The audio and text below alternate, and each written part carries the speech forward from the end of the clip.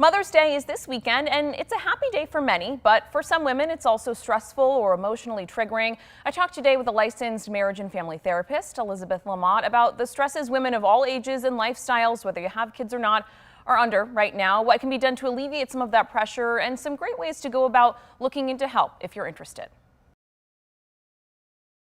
Obviously, we could talk about mental health, any day of the year. That's pretty much what you do every day of the year. Yes, but I do. focusing specifically on women's mental health, especially the mental health of moms, talk to me just a little bit about that topic and maybe some hot topics in that area that you're seeing right now. So women have more on our plates today than ever before. We're balancing work life, we're balancing home life. We have very intense societal demands, personal demands, professional demands. Honestly, I think the best summary is what they say in the monologue at the end of the Barbie movie, where America Ferrera says, "It's impossible to be a woman. You have to be thin, but not too thin, and you can never say you want to be thin. You have to say you want to be healthy, but you still have to be thin, and you have to have money, but you can't ask for money because that's crass, and you have to be a boss, but you can never be mean, and you have to love being a mom, but please stop talking about your kids all the time." That really is the way that my therapy clients describe. And of course, that monologue strikes a chord. I'm not the first person to memorize it. That's how they describe the experience of the demands and therefore why women are so vulnerable to be experiencing symptoms of anxiety and depression. Generalized anxiety disorder is very common. Adjustment disorder is very common. And what that means is a lot of people, women and all people, come into therapy when something has changed. So there is a situation that happens and there are either symptoms of depressed mood or anxious mood in response to that stressor. So that is a very common diagnosis. And major depressive disorder is another one.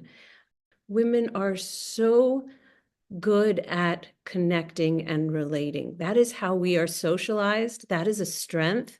We are not as great when it comes to the separateness category and setting boundaries and being clear about what is okay and what isn't okay and balancing that so that when we can set boundaries, that tends to alleviate and minimize symptoms.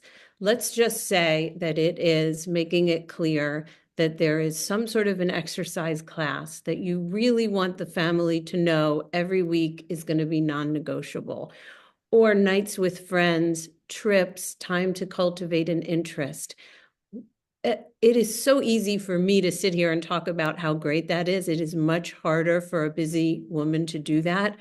But when we do it, we tend to have much more to bring back to our relationships and our work and our lives. And we tend to, therefore, have less anxiety and less depression, in my experience. Really taking care of yourself enables you to take care of others, of your family, of your partner, of your children. Even Yes. that much better is really what you're getting at there. Yes. And look, most mothers are working, not all.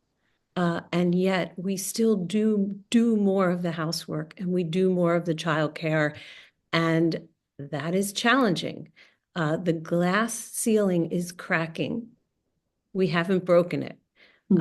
But yes, setting these limits, setting these boundaries in order to take care of ourselves is important. Prioritizing yourself, as you were mentioning, anything else that, women can be doing, small steps to, just be more fulfilled on their own, more positive, just happier in day-to-day life with all of that added, stress that women face every day. Relationships are so important. We derive satisfaction from that. We derive satisfaction from interest and from work. But partners can help too. It's not just what women can do. Men out there can ask, how can I help, and mean it and do something that's helpful.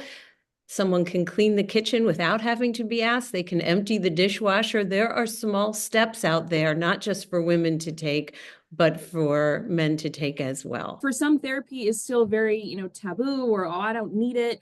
What's your word to those folks who maybe are scared to dip their toe into that world, but obviously you know how helpful it can be if someone needs it? I feel so fortunate to do the work that I do. I find it really interesting and meaningful and productive. It's not for everyone. And you know what's interesting today, there are really good self-help books. There are good resources out there. If you're struggling with something, you could read about it first. And most of the quality books about a particular issue are going to also give examples of where therapy can be helpful. And it doesn't hurt to do some research. If you're comfortable, ask some of your closest friends if they've done it, if they have recommendations. When you reach out to therapists, you can talk to a few of them before you make an appointment to see who's the right fit. There are different kinds of therapy. As I said, I am a systems therapist, which is a relationally oriented way of working. But there's so many other kinds of therapy, and different things are different fits for different people. Anything else that you'd like to highlight? Well, Mother's Day is coming up, and it's a wonderful day for many, many people.